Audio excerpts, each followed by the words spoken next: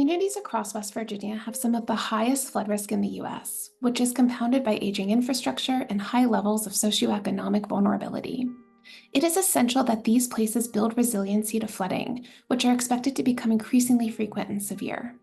Imagine you are a newly elected mayor of a small town with a history of flooding, but you don't know how to begin to prepare your community for a disaster, and you have limited resources to do so.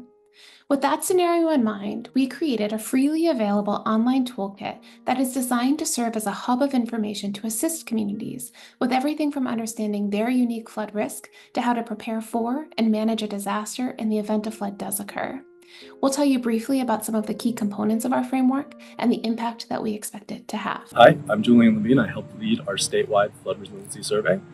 So I'm down here in beautiful Ronceverte, West Virginia, right next to the Greenbrier River. Let's say you are a new mayor or a new city councilor here in Ronceverte, and you know that your community has some flood risks or some flood vulnerabilities. Well, you can use the tools in the West Virginia Flood Resiliency Framework to help understand your risk. And then you can also use the data from our statewide flood resiliency survey to start building grants so that you can start closing the loop and building solutions at the community level. So we're going to make all of the data from the survey freely available for people to use. We're also going to make our survey questions themselves available so people can use them if they want to take a smaller subset and help understand what's going on in their community.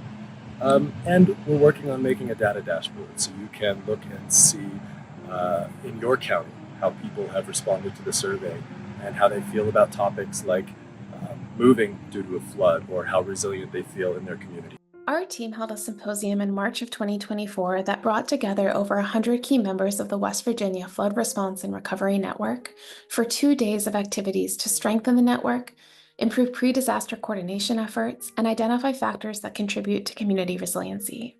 Attendees provided input that was key to the development of the framework, and especially a best practices guide, which is designed to help local leaders effectively prepare for future flooding events in the unique context of their rural West Virginia community. The Risk Explorer consists of localized risk assessment and visualization tools. The Risk Map tool allows users to interactively view areas of higher risk. Selecting Logan County reveals it has the 4th highest cumulative risk ranking in the state. The corresponding risk panel lists the top 20% high-risk indicators. Selecting the stream scale in Island Creek allows for another scale of analysis. Selecting the View Report button generates a web report with more detailed statistics that can be shared with others. This report reveals Island Creek has 632 buildings in a regulatory floodway, the highest of any other river or stream in the state. Flood visualizations are useful for communicating risk about specific flood factors impacting a community. In this visualization, coal communities line the base of the steep, narrow valley of Island Creek for most of its 18-mile length in which development is restricted to the bottomlands. This animated movie along Island Creek shows the flood inundation for a major 1% annual chance or 100-year storm. These compact, low-lying communities are at high risk for substantial property damage and loss of life. This visualization shows a trailer park located in the floodway of Island Creek. The lightweight construction of the trailers makes these structures more vulnerable to flood damage or being swept away. Building profile visualizations show flood depths for major 100 and 500-year floods as depicted on FEMA's flood maps. Even elevated structures may be vulnerable to major flood events, so at-risk residents should be ready to evacuate early. Other tools are statewide dashboards that allow users to analyze risk factors and mitigation measures. Dashboards allow users to generate conditional queries such as identifying all schools in the floodway in Logan County. These are some examples of how the West Virginia Risk Explorer can be beneficial in hazard planning to make communities more resilient to riverine flooding. Our partnership of agencies with the aid of these grants created the West Virginia Flood Resiliency Framework and various toolkits from the data collected from our statewide survey and resiliency symposium.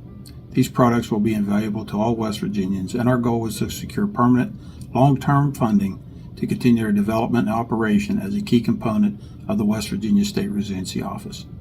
Our team is now rolling out the West Virginia Flood Resiliency Framework across the state. With this toolkit, mayors, county commissioners, and other leaders can identify the major flood risk factors for their communities and take direct steps forward for developing a disaster plan that makes sense in their unique context.